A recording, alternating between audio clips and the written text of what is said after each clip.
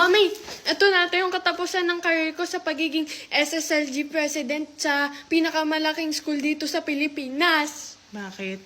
Kasi, yung kaibigan ko dun sa Africa na SSLG president din, may matalino siyang unggoy. Oh. Tapos, lahat ng magnanakaw sa Africa, nahuhuli ng unggoy. Kaya hiniram ng kaibigan namin dun sa China yung unggoy. 20 minutes lang, mami, nahuli na ng unggoy lahat ng magnanakaw sa China. Wow. Nabalitaan ng kaibigan namin sa Amerika, kaya hiniram din yung unggoy. Eh, syempre. 15 minutes lang, mami.